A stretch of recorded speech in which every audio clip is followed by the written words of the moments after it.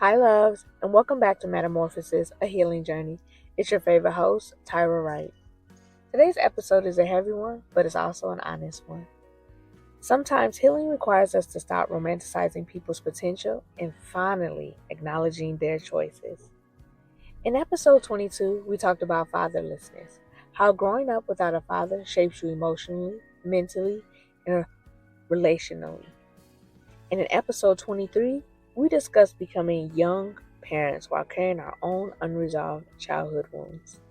But today, I want to talk about what happens when someone who experienced abandonment grows up and repeats the same cycle. What happens when a person becomes exactly what hurt them? And what happens to the parent left behind trying to protect the children from the emotional damage of someone else's absence? One of the hardest truths I've had to accept is that sometimes people don't heal their pain, they pass it down. Now, when I became a parent at 19, I was not healed or nowhere near healing. Neither one of us was truly prepared. We were young, confused, and still carrying trauma from our own childhoods. And if you listen to episode 23, you already know that neither one of us grew up dreaming about parenthood. Not because we hated children, but because childhood itself didn't feel safe or stable for either of us.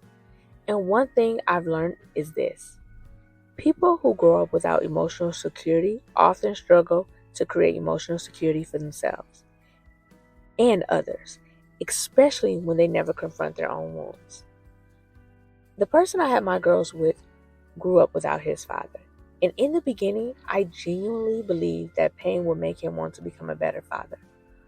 That's what many of us assume. We think if someone knows how painful abandonment feels, surely they wouldn't do it to their own children. But healing doesn't happen automatically. Pain alone does not create growth. Awareness does, accountability does, effort does, and unfortunately, some people become so consumed with surviving themselves that they never develop the emotional maturity required to show up for others. At first, I tried to give grace. I tried to understand. I made excuses. I told myself, he's young, he's figuring it out. He didn't have a father either.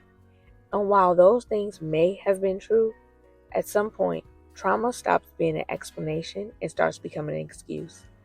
Plenty of people experience pain and still choose to become present parents. Plenty of people break cycles every single day. But over time, I began realizing something painful. He wasn't just struggling, he was choosing absence. And there's a difference. There's a difference between someone who's fighting to be involved and falling short versus someone consistently deciding not to show up. That realization hurt deeply because I kept hoping things would change. I kept believing my girls deserve better. And honestly, they did. One thing society rarely talks about is the emotional labor mothers carry when the other parent is absent. It's not just about raising children alone.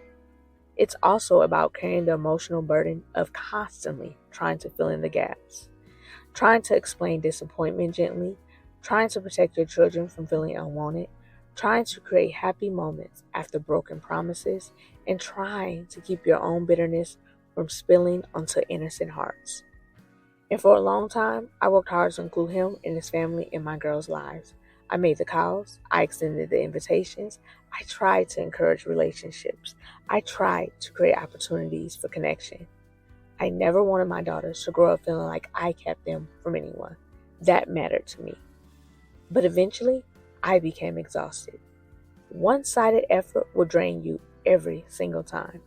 And when you're constantly the only person trying to maintain relationships, you eventually realize you are carrying responsibilities that were never supposed to belong to you alone. Now, here's the painful part. Many single mothers understand so deeply. The moment you stop overcompensating for other people's absence, you suddenly become the villain. When I stop forcing connections, when I stop begging for involvement, when I stop carrying the responsibility of maintaining everyone else's relationship with my children, I became the problem. And that hurt. People often blame the parent who stayed. instead of holding accountable the parent who left emotionally, mentally, or physically. It's easier for families to blame the mother than confront the uncomfortable truth that someone chose not to show up consistently. Let me say this clearly for anyone listening who needs to hear it. You are not responsible for carrying another adult's parenting duties. You are not required to emotionally drag someone into their children's life. And eventually, protecting your peace becomes necessary. Now, let's talk honestly about the impact father absence can have on children. While every child's experience is different, research consistently shows that children with absent fathers may experience higher level of anxiety, abandonment wounds, low self-esteem, trust issues, and emotional insecurity, especially daughters. Many girls internalize absence personally. They begin asking themselves questions like, why wasn't I enough? Why didn't he stay? Why doesn't he call? And what is wrong with me? And as a mother, hearing those unspoken questions is heartbreaking. Children naturally personalize rejection, even when the rejection has nothing to do with them. I notice moments where my girls crave validation, moments where disappointment affected them emotionally, moments where they became more guarded, more independent, sometimes even emotionally tougher than children should have to be. And one thing I learned is this: children adapt to absence, but adaptation doesn't mean it didn't hurt. Sometimes children stop expecting people to show up because disappointment becomes familiar, and that realization can break a mother's heart. Another thing I noticed: my girls became incredibly independent. And while independence can be beautiful, sometimes hyper independence is actually survival. It's children learning: don't rely on people too much, don't expect consistency, and don't get your hopes up. And many daughters of absent fathers grow into women who struggle with trust, vulnerability, emotional security, or healthy relationships expectations. Not because they're broken, but because abandonment teaches the nervous system to stay prepared for disappointment. That's why these conversations matter. Healing isn't just about us anymore, it's about what gets passed down. One thing I'm proud of is that despite the disappointment, I never stopped loving my girls loudly. I never stopped trying. I never stopped showing up, even during the hardest seasons. And no, I was not perfect, but I was present, and presence matters. Children may not remember every gift, every vacation, every perfectly planned moment, but they remember who consistently showed up, who comforted them, who stayed, who made them feel emotionally safe. And I realized something important. I could not control another person's choices, but I could control the environment I created for my daughters. I can choose honestly, love, stability, protection, healing. And sometimes breaking generational cycles look less glamorous than social media makes it seem. Sometimes it looks like exhaustion, sacrifice, therapy, boundaries, tears, single parenting, and choosing peace over chaos. And continually, anyway. Another lesson that healing taught me: stop explaining absent people to your children forever. At some point, children grow up and begin recognizing patterns themselves. And constantly covering for someone can unintentionally teach children to normalize inconsistency.